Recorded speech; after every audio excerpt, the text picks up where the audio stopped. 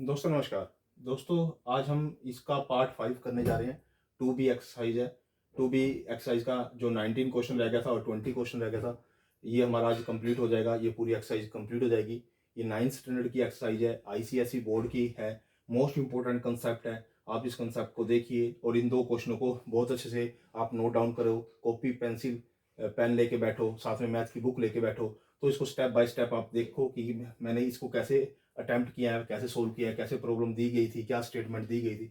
इस जो 19वें क्वेश्चन के अंदर जो स्टेटमेंट दे रखी है उसके अंदर जो अमाउंट है वो दे रखा है कि 7290 का अमाउंट है और जो प्रिंसिपल है वो 5120 रुपये है और जो रेट ऑफ इंटरेस्ट है वो 12.5% है, यानी कि 25/2% इसका रेट ऑफ इंटरेस्ट दे रखा है। कहता है इसकी हेल्प से आप टाइम निकालो कि कितने समय में ये वाला प्रिंसिपल अमाउंट बन गया इतना और इस रेट पे कितना समय लगेगा। यानी कि ये आपसे पूछना चाह रहा है, मतलब समय पूछना चाह रहा है कि मैंने रेट ऑफ इंटरेस्ट इतना चार्ज करना है, मेरा अमाउंट इतना है और मुझे इतना चाहिए, तो कितने समय बाद मुझे इतना अमाउंट मिल जाएगा। यानी कि प्रिंसिपल का इतना अमाउंट मुझे इस रेट ऑफ इंटरेस्ट पे कितने समय में मिल जाएगा। तो मेरे पास जो अमाउंट का जो फॉर्मूला होता है वो A is equal to P into one plus में आर बाई में 100 इंटू में इसकी पावर एन होती है। तो मैं यहाँ वैल्यू पुट कर दूंगा, अमाउंट की जो वैल्यू है वो पुट कर दी, प्रिंसिपल की वैल्यू वो पुट कर दी, वन प्लस में 25/2/100 और इसकी पावर एन। ये मेरे को फाइंड आउट करना है, टाइम फाइंड आउट करना है। तो ये 25/2 है, 2 नीचे आ जाएगा,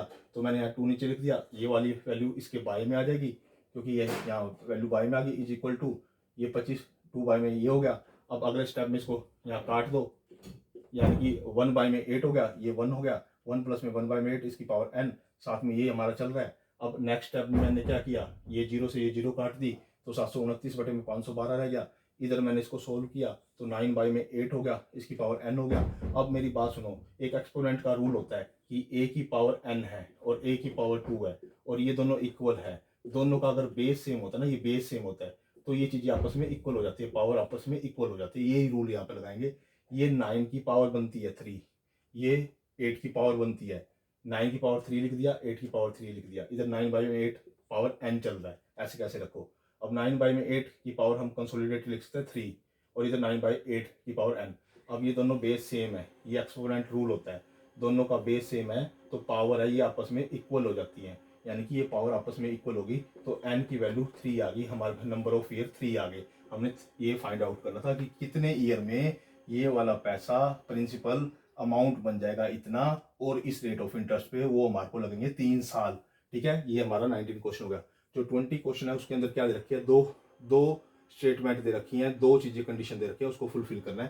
कहता है एक अमाउंट है उसको 2 साल के लिए, एक अमाउंट है उसको 3 साल के लिए। पहले तो इसे अमाउंट का जो हमारा फॉर्मूला है ये वाला फॉर्मूला होता है हमारा अमाउंट का। इस अमाउंट के फॉर्मूले में ये दोनों वैल्यू अलग अलग करके पुट करो। पहले मैंने ये वाली वैल्यू पुट करी तो मेरी इक्वेशन ये फर्स्ट आ गई, मेरी इक्वेशन फर्स्ट आ गई ये वाली कि मैंने 7260 यहाँ रखा। पी ऐसे कैसे, 1 प्लस में आर बाय में 100 इसकी पावर 2 क्योंकि 2 ईयर के लिए किया, ये मेरी फर्स्ट इक्वेशन आ गई। फिर सेकंड इक्वेशन में ये वाली वैल्यू ये वाली वैल्यू इसमें फिर दोबारा पुट करो, उसको सेकंड इक्वेशन बनाओ। अमाउंट 7986 कर दो और यही फॉर्मूले में पी इंटू 1 प्लस में आर बाय में 100 और इसकी पावर 3 कर दो क्योंकि ये 3 के लिए दे रखा है। यानी कि मैंने दो इक्वेशन बनाई, एक तो ये वाली वैल्यू पुट करके एक इक्वेशन बनाई और एक वाली ये वाली वैल्यू पुट करके दूसरी इक्वेशन बनाई। अब इन दोनों इक्वेशन के अंदर देखो, जो फर्स्ट इक्वेशन है और जो सेकंड इक्वेशन है, सेकंड इक्वेशन के डिवाइड में फर्स्ट इक्वेशन कर दो। ये जो सेकंड इक्वेशन है इसको ऊपर रखो न्यूमिनेटर में और इसको फर्स्ट वाले को डिनोमिनेटर में रखो। यानी कि इसको अपर की साइड रखो और इसको लोअर की साइड रखो। जैसे ही मैंने इसको ऊपर और लोअर में लिखा तो क्या होता है, अब आगे देखिए आगे क्या किया मैंने कि इसकी 2 पावर है, इसकी 2 पावर से ये वाली 3 पावर वाली कट जाएगी, केवल सिंगल रह जाएगी, पी से पी कट जाएगा, यानी कि केवल ये बच जाएगा और इस साइड केवल ये बच जाएगा। ठीक है, मैंने ऐसे कैसे किया। ठीक है, अब इस 1 को आप इधर लेके जाइए, 1 को आप इस लेफ्ट हैंड साइड की तरफ ले जाइए, सब्ट्रैक्ट कर दीजिए, 1 सब्ट्रैक्ट करते हैं is equal to R by में 100। अब इसका एलसीएम ले लीजिए आप, एलसीएम लिया आपने 7260, जो ऊपर है ऐसे कैसे ये रखा और माइनस में 7260 किया बटे में ये is equal to R by में 100। अब जैसे ये वाली जो चीज है ये हमारे पास बच गया, इसमें से इसको माइनस किया, इसमें से इसको माइनस किया तो हमारे पास 726 बच गया और बटे में क्या है 7260 is equal to R by में 100। तो 726 को इससे कट करोगे तो 10 पे कट हो जाएगा, यानी कि इधर बच जाएगा 1 बाय में 10 और इधर is equal to R by में 100 है, यानी कि 1 बाय में 10 is equal to R by में 100। यहाँ क्रॉस कर दो, इसको क्रॉस मल्टीप्लीकेशन, 100 उधर चला गया, 10 इसके बटे में, और ये इससे इसको कट कर दिया, तो हमारे पास जो रेट ऑफ इंटरेस्ट आ गया वो 10 आ गया। यानी कि इस कंडीशन के माध्यम से हमने रेट ऑफ इंटरेस्ट निकालना था, उसमें टाइम निकालना था यानी कि ईयर निकालना था। 19 और 20 हमारी एक्सरसाइज कंप्लीट हो गया है। दोस्तों ये पूरा कंप्लीट वीडियो देख लेना, आपकी 2B एक्सरसाइज पूर्ण रूप से कंप्लीट हो जाएगी, और आप इसको अच्छे ढंग से प्रैक्टिस कीजिए। अगर कोई भी प्रॉब्लम है या कुछ भी आपको ऐसा लगता है तो कमेंट आप कर सकते हो यूट्यूब पर, मेरे चैनल पर। मैं आपको फिर फर्दर अच्छे से दोबारा से, अगर वीडियो कोई ऐसी डालनी होगी, कोई क्वेश्चन में आपको प्रॉब्लम आ रही होगी, तो मैं वो क्वेश्चन भी आपके सोल्व कर दूंगा। ओके दोस्तों, धन्यवाद।